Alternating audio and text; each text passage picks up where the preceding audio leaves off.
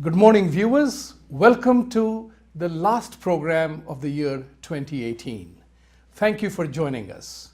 As always and ever, we always discuss issues that are critical to managing life back home in India and here in the United States.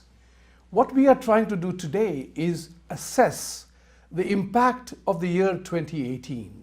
What has happened, whether it was the election or in 2014 when Mr. Modi was heralded that he will definitely be Prime Minister for 2 terms, suddenly there is a massive media onslaught within the BJP as well that Prime Minister Modi may not be the consensus candidate for in 2019 if the arithmetic of seat sharing doesn't work out in his favor. Now that's very curious. What I'm very curious about is that Mr. Modi by himself has done an outstanding work, and I think even his critics will admit it. But however, there is always an opposing side. They take everything in a very different way. Criticize the man for whatever he says, whatever he does. There is never enough. In reality, if you look at it, until 2014, India was run, unfortunately, like Air India Inc. Now think about it for a moment. Air India is symptomatic of the way the Indian government or the economic affairs of the Indian government were run until 2014. Now what was happening in Air India? We all have flown Air India.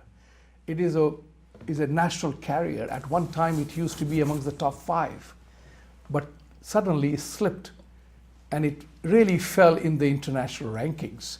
We all know that as much as we love India and as much as we want to fly Air India, there are competing airlines that outstrip Air India in performance and in service and in every sense of the term. It's not for lack of pilots. It's not for lack of structures. It's not for the lack of air crew being deficient. But there is something missing in Air India, which we know because of the fact that we fly other airlines and they have captured the Indian skies. And that's the story is important for us to figure out, that how Air India was being run is symptomatic of the government of India running the economic affairs of the country. To discuss this and along with many other items, and which would be one of them which is very close to my heart, is the welfare of the agrarian community.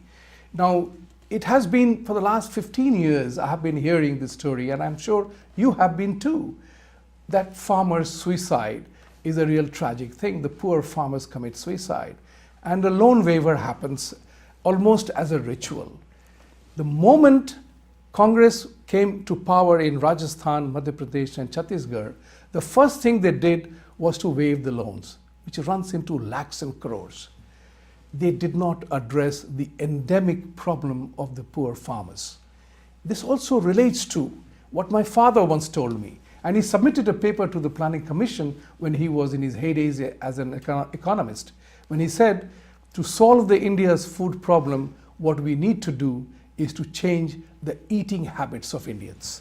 If we change the eating habit of Indians, we will have a much better impact on food management and food security. To discuss this, I have great pleasure in welcoming Mr. Rakesh Bhargava. Rakesh Bhargava ji doesn't need introduction, but the 2 elements of his personality that stands out is he's a great entrepreneur. You never see him not being busy.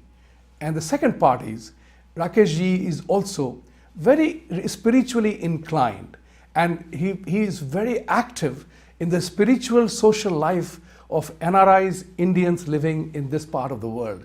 So welcome Rakesh ji. Thank you very much for joining us today here. Namaste Vibhuti bhai. Thank you. And we look forward to having a very thought-provoking, issue-based and solution-based conversation with you today. Thank you. To begin with, would you agree with me that Air India is symptomatic of the way Indian government, Congress government particularly, ran the economy? First of all आपके दर्शकों को मेरा नूतन वर्ष अभिनंदन और आपका बहुत बहुत धन्यवाद कि आपने मुझे इस कार्यक्रम में आकर के सब लोगों के साथ एक अपनी विचारधारा को शेयर करने का आपने मुझे मौका दिया। विभूति भाई, किसी भी संस्था को चलाने के लिए to run an organisation there are many factors like a grand symphony, there are multiple orchestras, multiple instruments and they have to be coordinated. पर one thing that is critical and I call it culture. What is the culture of an organization? And I give you an example. You talked about your father and esteemed economist, and I'll say the same thing. We grew up with a generation of your father and my father. To them, value and being honest was very important, as opposed to maybe my generation, maybe younger generation. I'll give you an example. We had built a house and it was rented, and the rent was given to Reserve Bank, so the rent was very high. And then they vacated it, but the city collected a share of the tax on the rent value. When it was rented again, it was rented at a lower price, but my father did not protest the tax. Well, no, once this value is established, I'll pay the same tax. Do you know if anybody would do that today? That's the difference between culture or the value system that happened in like the times that you and I have seen as children and today. So yes, Air India or many organizations like that are symptomatic of the issue that you're talking about. But those issues, Vibhuti bhai, comes from our lack of our own integrity, our own honesty and our own value system. We are not driven by that anymore. Greed has taken over our need. And you are totally right about that, because culture plays a critical role. I mean, there are only a few occasions that I flew Air India, and I have flown coach as well as a business class. The service quality doesn't rank anywhere near the top airlines that are there, and that is not because of lack of desire, because Air India crew in business class are anxious to serve you, and they're not bad at all. But the problem arises is the over eagerness to serve, or the way you conduct yourself in doing so. Somewhere along the line, it struck me, and that's my personal take on it, that they were not very proud of serving people. Although Satkar is part of our cultural milieu, but they were they were feeling uncomfortable that they were serving food to passengers in the airline. And I asked them, why you are so eager? You want to serve, but you are not serving well.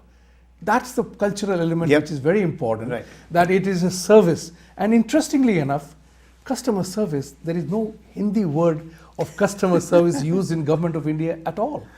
Let me know if I'm wrong about that. No, you're right. Actually, there's a great example. And since we're talking about the airline, let's talk about Singapore Airline. Right. Okay, so there is a gentleman in America who came and delivered a talk at one of the groups I belong to. And he was hired by Singapore Airline to focus on culture and look at what has happened in Singapore. He has driven a culture-based education. So I flew Singapore Airline one time. And what happened, there was a young girl, maybe 19, 20-year-old, was serving. And somebody dropped a wrapper. In Air India, that wrapper will not be picked until you get to Delhi. She came by and without a blinking an eye, she picked up that wrapper and put it on the tray and keep going. So I pulled her over. I said, why did you do that? She said, because we are told to pick up this wrapper. I said, but who told you? He said, our seniors. I said, what happens if you don't do it? He says, we have to respect our seniors and we work with them, they teach us. So there's an inherent respect for them and we do exactly what they do. And this is, since you gave the example of the air crew service standards, and I witnessed that in the business class of Air India myself, there was a lady, Indian lady, who was having a big carry-on baggage, which was heavier. I don't know why people carry very heavy load in the cabin baggage as a cabin baggage, but she obviously was not able to put it in the cabin space. The air hostess in business class had no hesitation in telling her, ma'am, इतना भारी सामान लेके आप क्यों चलती हैं? आपको चोट लगेगी, हमें भी चोट लग सकती है. And she was almost abrasively dismissive of that passenger. And of course, I got up and put the baggage in the cabin space. The point I told her was that you forgot that you, people like this lady and myself, are paying your wages, and all that you need to do is respectful of the passengers that are flying. These are the things which seeped into, I mean, I do not know how government office experience that you had, but what I do know is that during Mr. Modi's tenure, the entire work culture shifted Yep. and changed. And that is a very important element, because I call it obesity of corruption. You are not only obese, but your obesity of corruption in India, in the economic life, was so rampant that, Mr. Modi changed that. It hurt a lot of people, because a lot of people are involved in the corrupt way of life, Yeah. and their roji roti got hurt. So now you have a scenario, although all the economic indicators are looking great, but Mr. Modi loses the 3 primary Hindi belt states. Yep. How do you account for that? Well, Vibhuti bhai, I mean, is it just to add to that? Is it because people of Rajasthan, Haryana, Madhya Pradesh, and Chhattisgarh became insensitive to what BJP was doing, and what was wrong in continuing the good thing to happen? Right. So first of all, let's start with the culture. देखिए, when people, like for example, when people come from India, they do not drive on the wrong side of roads in America, because 99.99999% drive correctly. Maybe once in a while you go the wrong way by mistake. But in India, everybody goes any which way they were. That of course is changing right now, but that's just the way it was. Why do you change when you come here, and why do you revert to the old method when you go back? Is the peer pressure, or is the culture of a particular system, or a nation, or a country, or a state? Same, number one. Number two, look at the passenger. And in economy class, I've seen passengers becoming very abusive with the air hostesses, demanding liquor even though they are visibly drunk. So on the flip side, they get abused, and we don't abuse a foreign airline. I've never seen that behavior of Indians with the British Airways or Air France and so on and so forth. Why do we have double standard, both from the service side and both from the consumer side? If we do not have a double standard, we will be treated fairly. So that's point number one. Point number two, jahan tak Modi ji, when it question of Modi ji comes, when a man works 16 to 18 hours, 7 days a week, he has a moral authority. And when you go in front of him, his energy will not allow you to cheat in front of a man like this. Why? Because he is pure. He does what he does with the heart and soul for the betterment of the society. His policies could be wrong, some of the decisions he could be wrong, but I know one thing. If you take 100 decisions, Vibhuti bhai, if you were the Prime Minister, or if I become the Prime Minister, we'll probably make same or maybe more wrong decisions than Modi ji done. So we got to give people a chance, number one. Number two, 60, 70 years worth of system cannot be broken or changed in 5 years, even though a lot has been done in the last 5 years. Number three, if you look at the percentage of the vote that has shifted, it's like not even 1%. In Rajasthan, it's like 0.4%, in Madhya Pradesh, it's 0.5%, and so on and so forth. And a lot of that vote shift was Nota. Yeah, exactly. Right. Exactly. Nota and the disgruntled candidates who cut votes from both sides. Right. So that's what happened. So it's not a mandate. If I'm an optimistic. I think that India I forget Modi ji for that moment. India need a good, clean administrator. If we're going to constantly steal taxes, if we're going to constantly do things like, if we get a contract to build road and we build road for 50% material that we were awarded for, Vibhuti bhai, our country cannot progress. No country can progress. Right. No, I totally agree Simple with as you, that. because what I use the word obesity of corruption. Yes. It is so seeped in, and people like you and I have done well, relatively speaking. You have done exceedingly well in maintaining a good health by moderating your eating habits and taking care of. I have been fighting the battle of the bulge in my own way, because my propensity to put on weight is greater than 1. So we do that. But in the next segment, I wanted to talk about the agriculture scenario in India and the eating habits. How can that be changed to bring about better health and also address the challenges of farmer and the food production leading to food security? Stay tuned.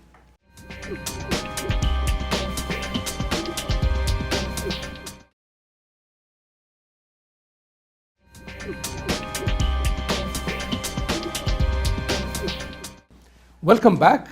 In this segment, I wanted to specifically touch upon the agrarian scenario in India. Now, why agriculture? Because when I was a student in India, at that time, it used to be said that agriculture makes up more than 70% of the Indian economy, which was true then. It doesn't anymore because of the many other sectors of the economy have developed, economic indicators have changed. So agriculture is not that big, but whole lot of people live in rural areas. Rural marketing is the name of the game right now for many multinationals because, advanced technologies have enabled payments and services to be offered to rural areas wherever there is electricity or not. They are able to do that.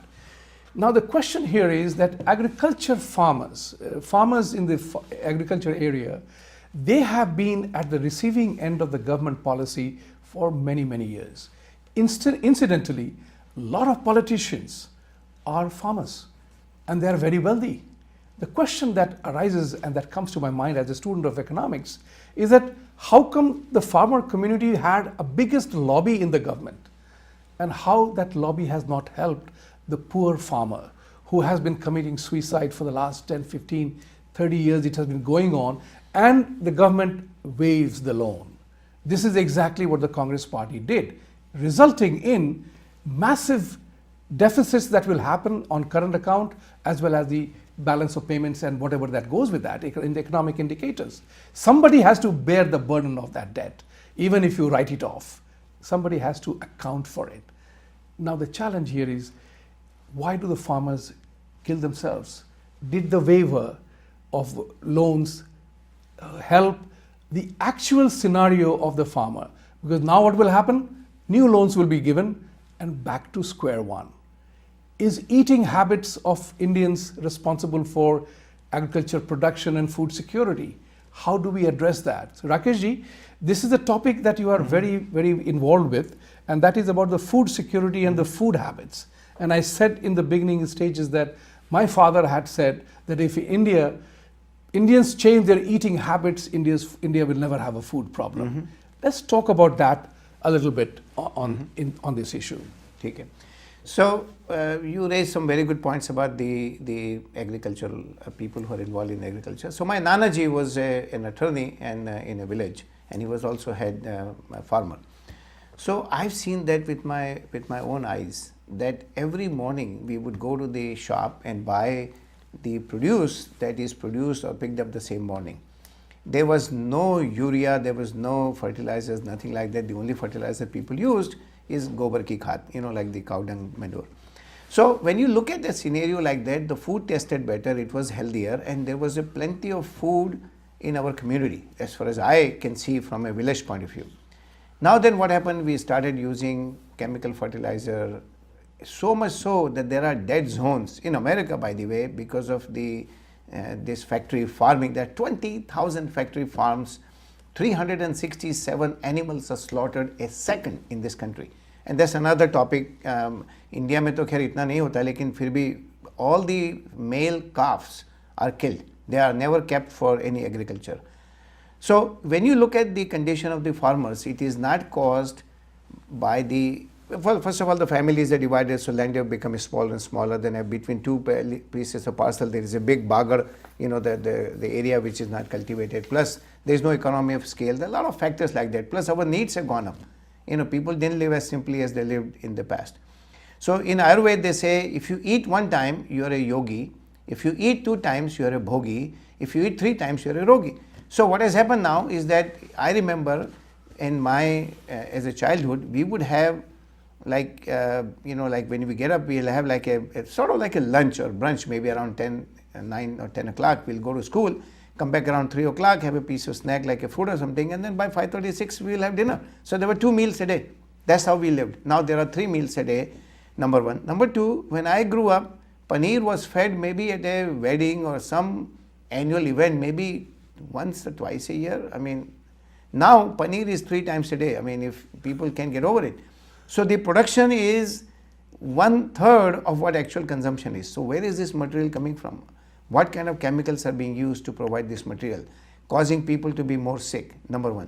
Number two, the production of cheese involves renin, which comes from the calf's stomach.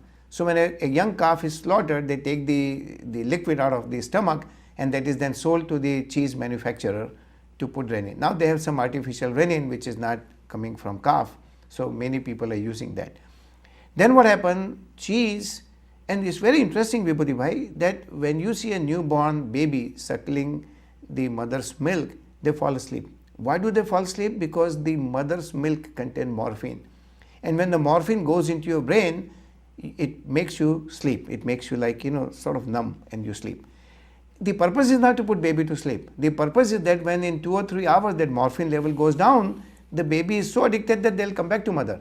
Otherwise, in nature, when the little animals, including human beings, are running away from their mothers and they don't get the feed, then they would die. So that's why this morphine keeps them addicted to their mother. Same way, a baby's saliva triggers the production of milk in mom's brain. So those are 2 things. Now what we have done, we taken milk, we taken the calf away from the cow, we slaughtered the male calf, we just keep one as a replacement calf, female calf, everything else is now killed. But the cheese, the milk that is produced now is concentrated in the form of cheese. So 70% of the cheese content is fat, and it's a high concentration of morphine. That's why, when I talk to people, they say, oh, I cannot give up cheese. And I just smile because I know why they cannot give up cheese, because they're addicted to the morphine in the cheese. And that is what your father is talking about, that changing the habit of how we eat. Simpler living, closer to nature, जिसको बोलते हैं ना ताज़ा खाना, कि सुबह तोड़ा उसी समय बना के खाया, that kind of food will keep you healthy for a very long time, as opposed to eating this modern processed food.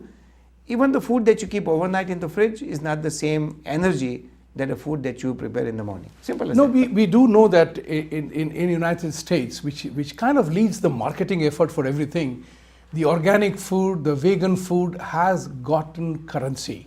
It is an accepted. I mean, you go to Manhattan, you will see restaurants proudly saying vegan food served here. Yes, yeah. And only vegan food served here. So there's a famous tennis player, Djokovic. He has 2 restaurants which is vegan, and he attributes his entire change in playing history to turning vegan. Correct. So that is very important. And recently when I was in India, just 15 days ago, a friend of mine, they have a cow farm. Correct. And that was something very interesting. There's never to stop learning. At least that was learning for me. They have desi cow farm. Of course. They have desi cow farm, and they say that desi cow is much more superior to every other Jersey or Australian or any other cow. That's true. And unka jo A2 milk hota hai, which is the most suitable for everything that is your body needs. And it's very interesting, they said, that Delhi से Mercedes वाले जाते हैं, वहाँ से हमारे farm से दूध लेके आते हैं, बटर लेके आते हैं और घी लेके आते हैं. There is definitely something out there, but then we lose out, and that's where it bothers me. That we in India, I always say this, I became a better Indian and better Hindu after coming to America. Because you learn so many things that we have it, but we don't know how to market it. Believe it or not, when I researched the A2 milk, Whole Foods and Shop and Stop, they all have A2 milk, but they're Australian A2 milk. Correct. And I spoke with the farmer in India, and he said, "Sir, wo dusra hai, hamara asli hai." So the question is that how do we make that viable proposition? He doesn't know that, and I think I'm going to help on that side in my business sense part of it. But that's the important part, that we Indians have tremendous amount of good in our society, in our scriptures, in our way of life, in our Sanatan Dharma, but we are not marketing it. Correct, I agree with that. And that is perhaps the lack of awareness in people about us makes us peculiar and bizarre, and we don't address those issues. It's very important to do that. Now, coming back to the same topic, I was just wondering about that. Do you think that Hindu unity, this is another topic which always bothers me. Why we Hindus are not united? Is unity in strength or strength in unity is only a story in Panchatattva? Or can it be real? So, Vibhuti, let's take... and that is related to the fact that we need to market. We always try to shortcut things. Right. How do we become a powerful business entity? India is a big market. Right. Okay. So let's pick up milk first, because you raised a very important point. So there are 16 specific nasl जिसको बोलते हैं ना, generic sets of cows in India. 16. Those 16 are pure desi cows, but over the last 200 years they have been hybridized by bringing the European and Latin American and American cows. I heard that in Latin America, somewhere in Brazil and Argentina, they still maintain those pure desi cows. So now let's talk about the cow A2 milk. So first of all, Indians, they have arteries that are narrower than Europeans or Americans, because we live in a warm climate. So if you got broader arteries, when blood flows to your face or all over the skin, you will be hot and you will not be able to survive. So the arteries are narrow. On the contrary, the Americans and Europeans who live in a colder climate, their arteries are a little bit wider, because the heat and the blood has to go to their skin and extremities faster than and more blood. So that's one thing. Our desi milk is designed with that A2 protein, whatever the protein in it, is to sustain movement of that protein within the arteries, or the movement of that cholesterol within our body, and doesn't allow it to clog and get digested easily, as opposed to American or Jersey cows or European cows, where it blocks it. That's why you'll see more incidents of heart diseases in Indians living in America. So that's the it comes to the milk part. Also, milk is really, I mean, after you get weaned off the milk, it's not really needed, because look at the incidence of osteoporosis. Is directly proportional to people drinking a lot of milk, like Norway, European, Swedish countries. Their osteoporosis is high. America is high. China is very low. Why? Because they don't drink milk. In India, it is balanced because of the sunlight, because we get a lot more sunlight, so the bones are strong. Now talk about Hindu unity. You know, I give you a couple of examples. Like there was a friend of mine who just sent me a text about a Maheshwari business conference in Hyderabad that happened. There is a Jito, Jain thing. So even though we may have, and then also obviously BAPS Society, the Gayatri Parivar, there are so many great, or Chinmaya Mission, our Satya Sai Mission, there are so many great organizations, whether business, religious, spiritual, what have you, that have done a fantastic job of bringing people together, and they work as a team. You look at a BAPS temple, I think it's a marvelous way that people are doing their job and whatever they're doing. So it's not that we are not united, it's just that we are so huge. I mean, 1 billion people on this planet, how are you going to bring them under one umbrella? So Modi ji did a fantastic job when he came to Medicine Square Garden, Vibhuti bhai. I'm sure you saw that. I was there. So you saw the unity? Yeah. So that's a perfect example. No, it is, the point is important from a different consideration as well, is that when your strength gets abused by others as a weakness, that's the time when you have to become careful. So you are totally right. Gayatri Parivar, Brahma Samaj, Arya Samaj, Satya Sai, every organization has brought people under their umbrella, which is great. My point is different. And my point is that is because of the inherent Sanatan principle that what you do defines you, not some stricture that says that you do this to be what you are. So Guru Gobind Singh, for example, he launched a Sikh Panth. Correct? His name is Guru Gobind Singh. Correct. तो गोविंद कृष्ण का नाम है, तो हिंदू ही थे ना. किसी ने उनको मारा नहीं, किसी ने उनसे झगड़ा नहीं किया कि आप ये क्यों कर रहे हैं. Correct. The point of the matter here is that how we become divided because we are associated with a belief, a process. In the process, we become divided. वो हमारा नहीं है. Think about it like this. This is something I will spend more time in a couple of other programs, but bear in mind this one, that Hinduism, the way we know it, Sanatan Dharma, the way we know it, is actually a truly democratic, liberal way of life. Islam and Christianity, with due respect to them, they talk about Jesus is the only way, Allah is supreme. I tell them, good for you. If that's what makes you a great human being, and that belief makes you happier, good for you. But don't tell me I'm wrong. And that's the point which I want to discuss and spend a little bit more on in a couple of other programs. Hang on, stay tuned. We'll come back soon after this short break, and in that we will do a little bit of several questions that Rakesh ji and I will share and provide an answer for that.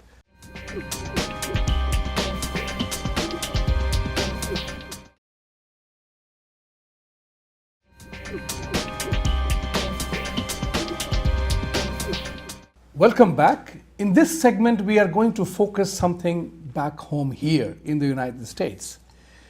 The Democratic Party has just won the House, and there are certain very celebrated youngsters who have gotten to the Democratic Party and in the House. Somewhere along the line, the Democratic Party is drifting from the core American value, in my humble opinion, and embracing a very dangerous idea that India suffered from is called the democratic socialism. And I'm 100% sure that very few in the Democratic Party understand the impact and implications what democratic socialism does to the people and the system and process. First things first, government becomes the prima donna of the whole thing. The government decides what's good for you and I. Think about what it did to India, the principle of democratic socialism, the experiment of mixed economy. The government decides who does what, everything else. It has a very insidious, unseen impact on people's ability to innovate, and they lose the ability to be a leader, because then government is the maibap and government decides what's good for you. That's the socialistic structure that India tried to imbibe within the democratic framework, and we all know what happened to India. Now the question here is, Rakesh ji, is there some way that we can, I have told a couple of congressmen that before you jump onto this egalitarian idea of democratic socialism, make a visit to India and study Indian social cultural elements. And if you want, you and I can organize a trip for some of these congressmen to go to India and show them that why India had to imbibe and implement the liberalization program, because the government ran out of money. And that was the reason why Soviet Russia also collapsed, because they ran out of money, because there was no innovation happening. When Russia collapsed, nobody missed Russia. You know why? Because the only thing they used to make was the Russian cars, and who needed that?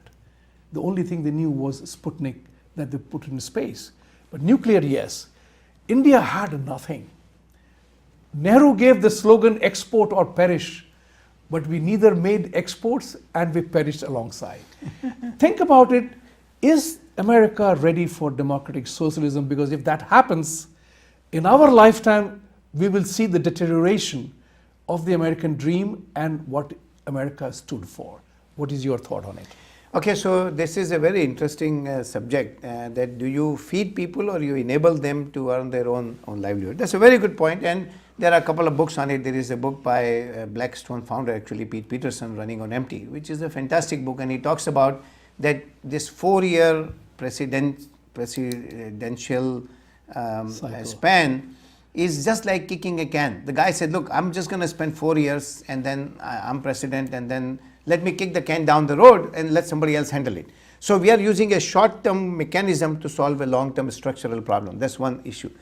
Second thing is, I read an article in Wall Street, actually 2 articles. One was that the guy said that his theory was that we give every single American citizen $10,000 a year and take every single thing away from them. He said, will be a surplus.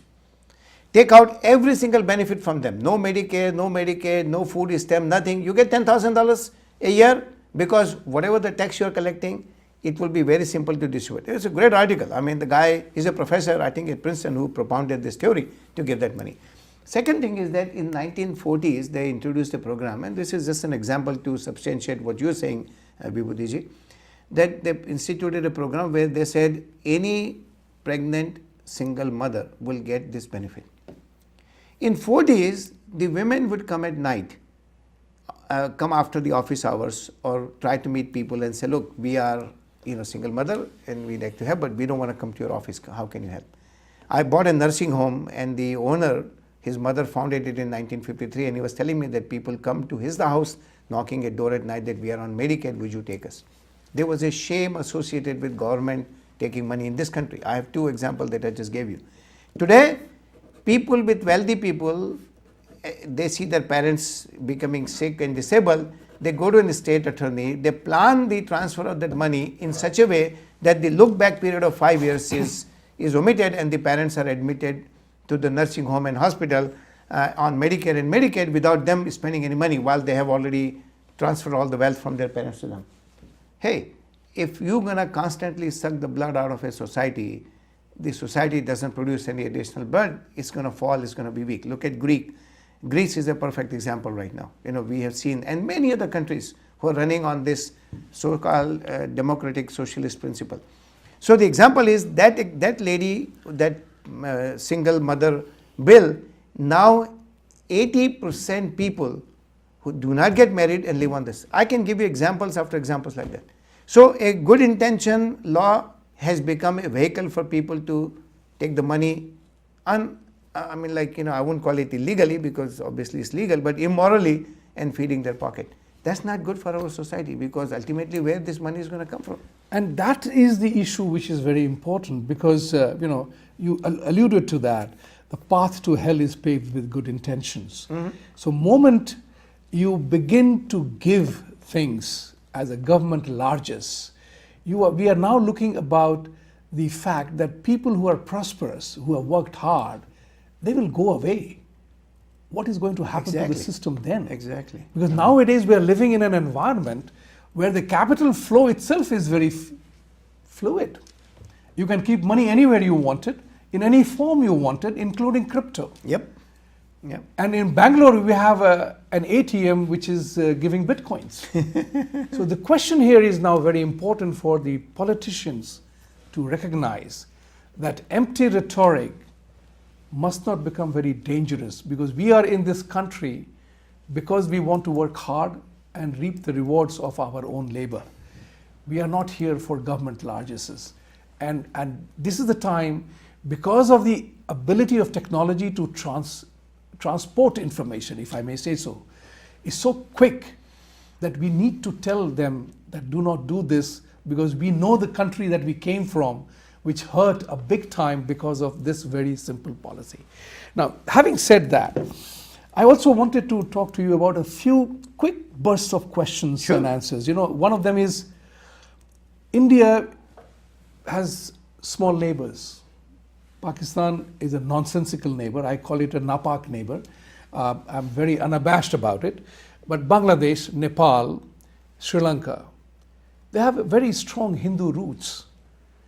What's wrong with our foreign policy that we are not at the best of terms with these neighboring countries? And China keeps plugging in. When China comes in with a port or something, then India steps in. And Mr. Modi did a phenomenal job in terms of taking the smaller states into confidence and supported them. Mm-hmm. So how do we view this, that in Nepal, it's a Hindu country, has become a secular country. Chinese influence is so rampant there. What's wrong with our approach? And I'm sure it is not Modi's legacy, but the legacy that we inherited. Did we treat them badly? Dekhiye, Vibhuti bhai, I'm not an expert on foreign relations, but based on what I have read and what I've observed, is that because Hindus are not aggressive, we have remembered the Shastra but not the Shastra. We have forgotten that part that, we come from the land of great warriors, including our saints. I mean, we had some great saints, Parshuram and so on and so forth, who always carried a farsa with them. So let's put that aside. So if we are not going to be aggressive in terms of making sure that our neighbors are in a friendly relationship with us, I think I did see a drastic change in our work with these 3 or 4 countries, including Maldives, for example. We just gave them $1.2 billion aid. Right. So yes, things are changing a little bit, but to counter China is not an easy job. No. That country, I mean, look at what is going on with Trump. You cannot produce a product in China without losing your product to being illegally copied and duplicates being made and so on and so forth. The business world side is very, very dirty right now. And unless somebody takes a country like that head on, You just because they only listen to the muscle power. They don't listen to the idea of rational. We have been negotiating with them for 30, 40 years. I saw recently a chart in newspaper where it was the trade with all the countries, and there was small section, and then China came up and boom. Right. China has taken 80% of the trade, displaced every single country, Taiwan, Mexico, Canada, you name it. And that is because of a geopolitical factor, which is very important to know, is that when the battle royal always was between capitalism and communism, Yeah. right? Capitalism eventually won. And I was mentioning to you earlier on that Russia collapse was because they Correct. ran out of money. Correct. And they had no innovation. Everything was government driven. China learned the lesson very quickly. Oh, yes. And that's how they knew that US and the West will come for them, after them. They began to manufacture everything. And they knew that the America, money makes the world go round. And they began to manufacture absolutely everything at a much lower cost. And that's how US cannot afford China collapse. And that's a very interesting part of it. Yes and no, because I'll give you an example. The Chinese premier, there is no term. Our president has a term. So they know that as long as we can sustain this for 4 years, we can then pull back and do whatever we want to do. So that's, and second thing, there is no labor laws in that country.